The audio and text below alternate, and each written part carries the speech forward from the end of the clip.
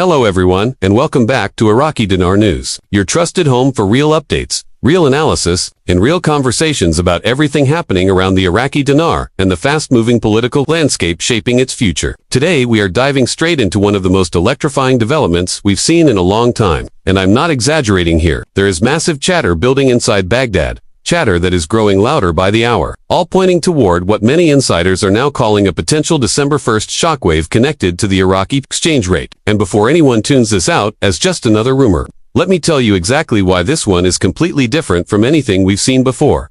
Over the last few days, something highly unusual has been happening on the floor of Iraq's parliament. The Council of Representatives is aggressively pushing forward with the 2026 federal budget. Even though we're still well into 2025, that alone is a monumental acceleration almost unheard of in modern Iraqi politics. Budgets in Iraq usually get delayed, debated, argued over, and pushed until the very last minute. But this time, the government isn't waiting. Prime Minister Sudani is driving this process like he's running out of time. And there's a reason. A very big one.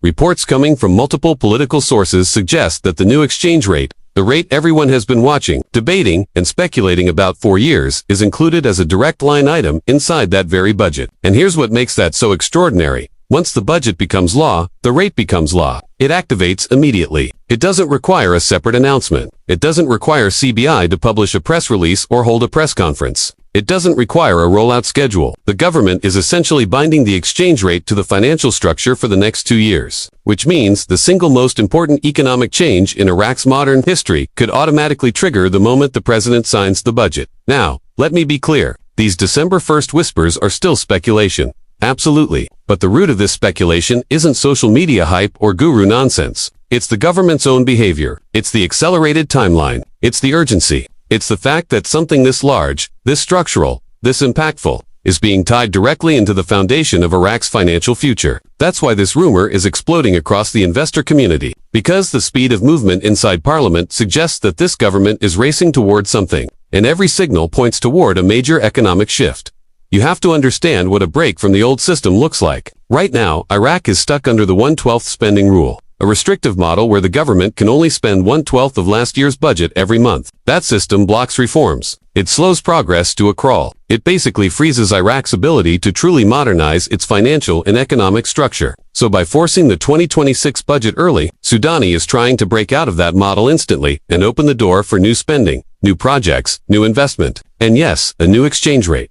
Let's talk about why the exchange rate must be part of the budget. When a government changes its currency value, it changes the value of oil revenue, import costs, salaries, investment contracts, and deficit projections. Everything moves. Everything shifts. So the exchange rate must legally match the revenue and spending numbers. It cannot exist outside the budget. It must be written into the law itself. This is why, if the new rate is indeed in the 2026 budget, then the moment that budget passes, the moment the president signs it, that rate becomes part of Iraq's legal and financial reality. And let's not overlook the political angles here. Prime Minister Sudani has been under pressure domestically and internationally to deliver meaningful economic reforms. Pushing a budget a full year early is a powerful political move. It shows leadership. It shows decisiveness. It shows a government trying to shake off years of stagnation and signal to the world that Iraq is finally ready to take control of its financial future. A stronger dinar, if that is what the new rate represents, would be the biggest economic victory of Sudanese administration. It would calm the market,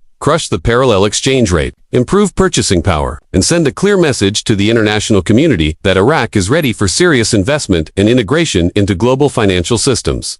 Now let's break down the December 1st timing, because that's the part everyone is asking about. Again, not confirmed. But when you analyze the pace at which Parliament is moving, when you consider the speed of committee meetings, the pressure on lawmakers, the timeline for readings and votes, and the expected window for presidential approval, all roads intersect right around the start of December. That's why investors are locked onto that date, not because someone promised it, but because the legislative window overlaps perfectly with the rumor. What would the new rate be? No official numbers yet, but everything we've heard from Sudani and his advisors points toward a rate that narrows the gap with the black market and restores strength to a strengthening, not a weakening. The fact that the rate is reportedly inside the budget is proof of commitment, not speculation. It means the government is publicly binding itself to a rate they believe the economy can sustain. Now imagine for a moment what a sudden same-day rate activation would look like. Banks, worldwide adjusting in real time. Investors recalculating immediately. Iraq's financial system shifting overnight. Confidence shooting up. Capital flowing in. The parallel market collapsing. Import costs dropping. Families finally getting relief. This is why, if the rumors are true, the word shockwave is the perfect description. But this isn't only economic. This is political. Passing a 2-year-ahead budget consolidates enormous power for Sudani. It proves he can deliver. It proves he can push through major reforms. It proves he can govern effectively, something Iraqis have desperately wanted to see for years. And that's why this timeline feels different. It aligns perfectly with the government's actions. It aligns with the Prime Minister's goals. And it aligns with the pressure coming from international partners who want Iraq modernized, stabilized, and financially transparent. So what does all this mean for you? Sitting at home with Dinar in your hand. It means the next few weeks are critical. Every parliamentary session matters. Every committee meeting matters. Every announcement matters. The budget is the trigger. The raid is inside the budget. And the government is moving at high speed, faster than we've ever seen before. This is the most coordinated push toward potential revaluation in the history of this currency. And while we are not promising anything, the alignment of political will, legislative acceleration,